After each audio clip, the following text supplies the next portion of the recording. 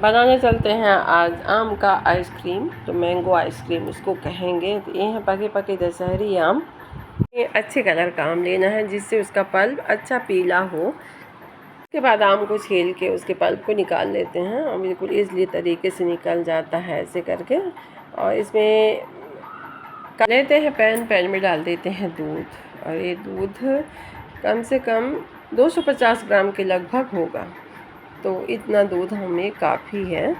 इसमें लेते हैं 1 चम्मच से थोड़ी और ज़्यादा कॉर्नफ्लोर और इससे घोल के डाल देते हैं दूध में। तो दूध जल्दी गाढ़ा हो जाएगा। आपके पास यदि कॉर्नफ्लोर नहीं है तो आप कस्टर्ड पाउडर यूज़ कर सकते हैं। कस्टर्ड पाउडर का क्या है कि फ्लेवर अलग है और हमें यहाँ पे मैंगो का फ्लेवर लेना है, तो इसलिए हमें कॉर्नफ्लोर नहीं है तो थोड़ा सा 1 चम्मच मैदा, नहीं है तो गेहूँ का आटा घोल के आप डाल दें। दूध को थोड़ा सा गाढ़ा करना है, रबड़ी टाइप का बनाना है।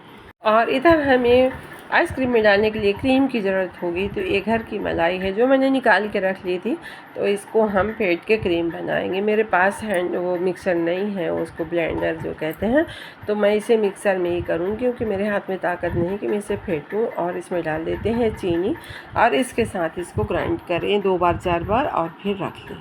ये ग्राइंड हो गया है। देखिए इसमें थोड़ा सा कम लग रहा है तो उनके पल्प को भी हम ग्राइंड कर लेते हैं। और इधर जो दूध तैयार है तो उसको भी हम डाल के और 1-2 बार ग्राइंड कर लेंगे। इसके बाद फिर जो हमने क्रीम बनाई है उसे डालना है। दूध और आम ग्राइंड होके ऐसे कलर आया हुआ है और इसके बाद हम इसमें डाल देते हैं क्रीम, जो क्रीम हमने अपने घर में बनाई है।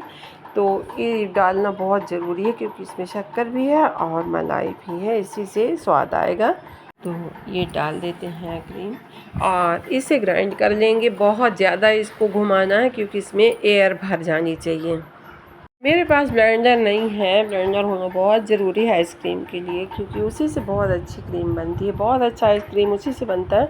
और मैंने कम से कम नहीं तो 10-12 बार मैं इसको ग्राइंड करी हूँ। तो ये फूल के ऐसे हुआ है, इसके अंदर जब एयर भर जाएगी तभी अच्छी सी स्मूथ सी आइसक्रीम बन के तैयार होगी। ये बाउल आइसक्रीम के ही हैं, तो इन्हीं में मैं आइसक्रीम भर के रख दूंगी और इसके बाद इन्हें ठंडा करेंगे। तो इसके ऊपर बाहर से मतलब हवा ना जाए तो इनको कवर करना है। तो कवर करने के लिए मेरे पास एल्युमिनियम फॉइल नहीं थी, तो मैंने ये पॉलीथीन जो न्यू रखी हुई थी मेरे पास, उन्हीं को काट के मैं इसके कवर करके और फ्रीज़र में रख दूँगी। और इत्तेफाक से मेरी फ्रिज भी अच्छी हो गई है, तो इसका मैं फ़ायदा उठा रही हूँ। रात का समय है जो मैं आइसक्रीम बनाई थी, तो इसको ओवरनाइट रख देते हैं तो ये सुबह जम के तैयार हो जाएगा। थोड़ी सी आइसक्रीम बच गई थी तो मैं इसको बाउल में रख ही लेती हूँ। इसके बाद फिर इसको भी ठंडा कर लेंगे और फिर खाएंगे मज़े से आइसक्रीम। वीडियो दूसरे दिन की है, तो चलिए बनाते हैं सुबह के नाश्ते में हलवा। तो ये डाल दिए घी और इसमें डाल देते हैं सूजी। और सूजी को भून के धीमे धीमे आंच से बिल्कुल आराम से भूनना है, तभी सूजी का हलवा स्वादिष्ट बनता है। इसमें डाल देते हैं हम शक्कर, थोड़ा सा पिसी हुई इलायची और किशमिश। इसके बाद इसमें डाल के पानी बना के हलवा लगा के भोग दे देते हैं खाने को। और आइसक्रीम जम की हो गई है रेडी। तो ये देखिए, ये चम्मच में आप लोग खाइए क्योंकि ये चम्मच भी आइसक्रीम की ही है और ये बाउल भी आइसक्रीम के ही है। और इसमें आइसक्रीम भर के ठंडा किया गया है।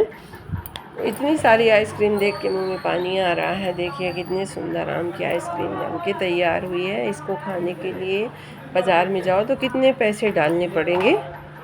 एक काम करके फुर्सत हो कि दूसरा काम तैयार हो जाता है। चम्मच का स्टैंड गिर गया, मेरे पैर में गिरते गिरते बचा। तो चलिए इसको मैं अरेंज करके रख देती हूँ।